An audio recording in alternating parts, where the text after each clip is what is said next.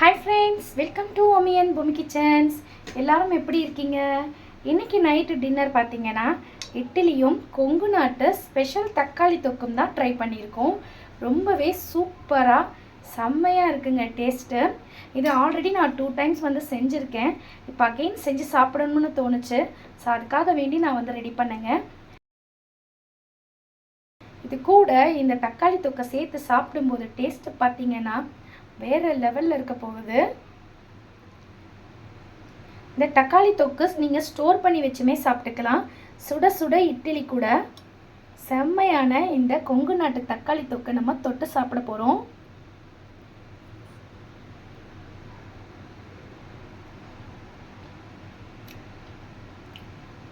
Wow, சூப்பராக இருக்குங்க.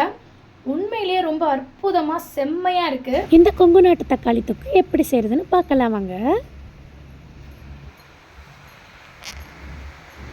நான் 7 தக்காளி பழம் எடுத்து வச்சுருக்கேன்.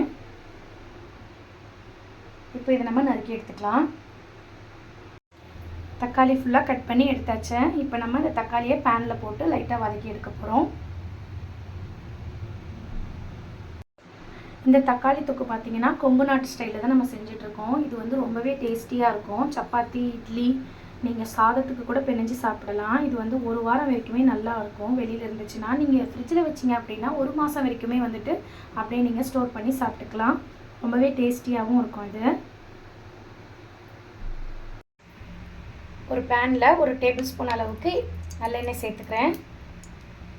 நம்ம நறுக்கி வச்சுருந்த தக்காளியெல்லாம் சேர்த்துடலாம்.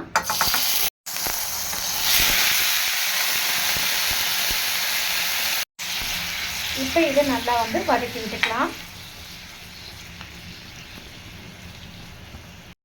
இது கூட ஒரு லெமன் சைஸ் அளவுக்கு புளியை ஊற வச்சு அந்த புளிக்கரைசலையும் இதில் சேர்த்துருவோம். தேவைக்கு உப்பு போட்டு அப்படியே இதை நல்லா வதக்கி விட்டுக்கலாம்.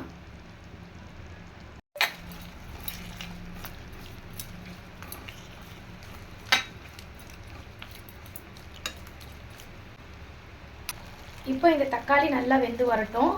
மூடி போட்டு வேக வச்சுக்கலாம். தக்காளி நல்லா வெந்து வந்துடுச்சு. இப்போ இது கூட நம்ம தனி மிளகாய் தூள் கொஞ்சம் அவங்கவுங்க டேஸ்ட்டுக்கு தகுந்த மாதிரி சேர்த்துக்கலாம். மஞ்சள் தூள் கொஞ்சம், ஆல்ரெடி நம்ம உப்பு சேர்த்துருக்கோம்.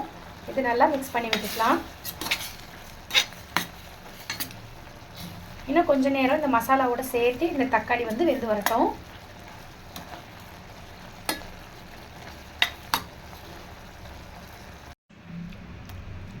தக்காளி நல்லா குக்காய் வந்துருச்சு பாருங்கள். இப்போ நம்ம இந்த தக்காளி நல்லா ஆற விட்டுடலாம்.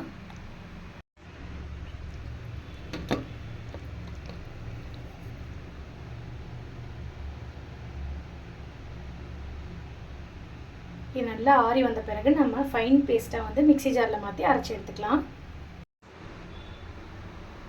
இப்போ நம்ம தக்காளி அரைச்சி எடுத்துகிட்டு வந்துடலாம்.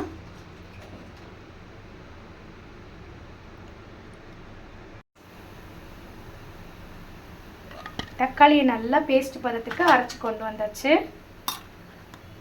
பாருங்கள், இந்த மாதிரி மைய அரைச்சி எடுத்துகிட்டு வரணும்.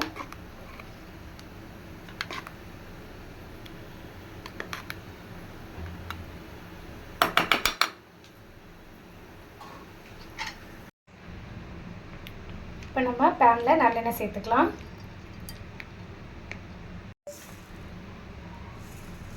நல்லெண்ணெய் சூடானதும் கடுகு சேர்த்துக்கலாம். கடுகு நல்லா பொரிஞ்சு வந்துருச்சு. இப்போ நம்ம ஒரு 6 பூண்டு பொடி பொடியாக நறுக்கி எடுத்து வச்சுருக்கோம். அதையுமே இதில் சேர்த்துட்டோம். ஒரு 4 வரமிளகாய் சேர்த்துக்கிறோம்.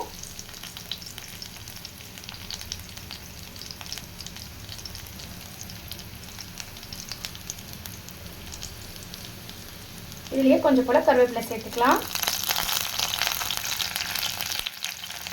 இதெல்லாம் நல்லா வதக்கி விட்டுக்குவோம்.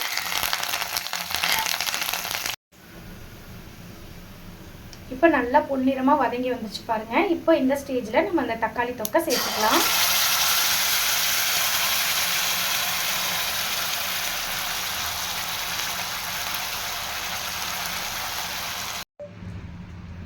இப்போ நம்ம ஒரு பேனில் 1/2 டேபிள் ஸ்பூன் அளவுக்கு வெந்தயம் சேர்த்துக்கலாம்.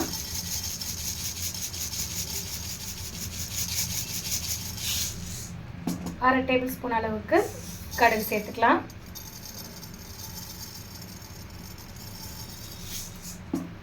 இது நல்லா ட்ரை ரோஸ்ட் ஆகட்டும்.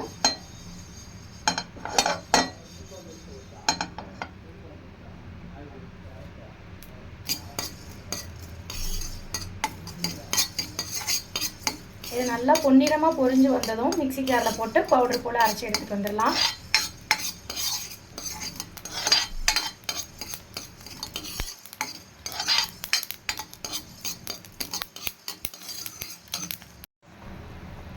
இது கூடவே கொஞ்சம் பெருங்காயத்தூளை ஆட் பண்ணிக்கலாம்.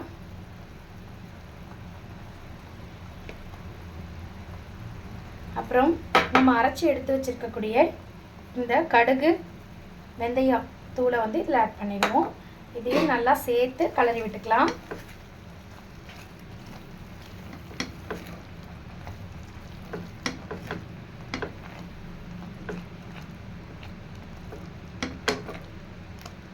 இது நல்லா மிக்ஸ் பண்ணிவிட்டு கொஞ்சம் நேரத்துக்கு அப்படியே நம்ம குக் பண்ணிக்கலாம்.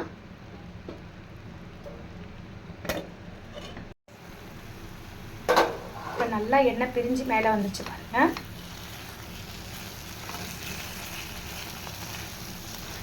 இது நீங்கள் சாதத்துக்கும் தொட்டுக்கலாம், சப்பாத்தி, இட்லி, தோசை எல்லாத்துக்குமே வந்து இது ரொம்பவே சூப்பராக இருக்கும். இது வந்து பேச்சுலர்ஸ்க்கு வந்து பார்த்திங்கன்னா ரொம்பவே யூஸ்ஃபுல்லாக இருக்கும். வீட்டில் வந்து நீங்கள் வரும்பொழுது செஞ்சு கொண்டு போயிட்டீங்க அப்படின்னா 1 மாதத்துக்கு நீங்கள் வந்துட்டு கிளாஸ் கண்டெய்னரில் ஸ்டோர் பண்ணி வச்சிங்கன்னா அழகாக சாப்பாட்டுக்கு, சப்பாத்திக்கு, தோசைக்கு, இட்லிக்குன்னு எல்லாத்துக்குமே சூப்பராக வந்து நீங்கள் டேஸ்ட் பண்ணி சாப்பிட்டுக்கலாம். ரொம்பவே யூஸ்ஃபுல்லாக இருக்கும். மறக்காமல் நம்மளுடைய சேனலை வந்து சப்ஸ்கிரைப் பண்ணிக்கோங்க. நம்மளுடைய சேனலுக்கு தொடர்ந்து சப்போர்ட் பண்ணி கொடுத்துட்டு இருக்கக்கூடிய அத்தனை அன்பு உள்ளவங்களுக்கும் மிக்க நன்றி சொல்லிக்கிறேன்.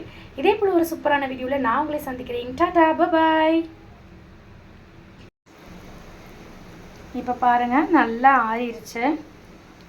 இந்த மாதிரி நல்லா ஆற விட்டுட்டு ஒரு ஏர்டைட் கண்ணாடி பவுலில் நான் வந்துட்டு இதை வந்துட்டு மூடி வைக்க போகிறேன். நான் இந்த கண்ணாடி பவுல் தான் எடுத்திருக்கேன்.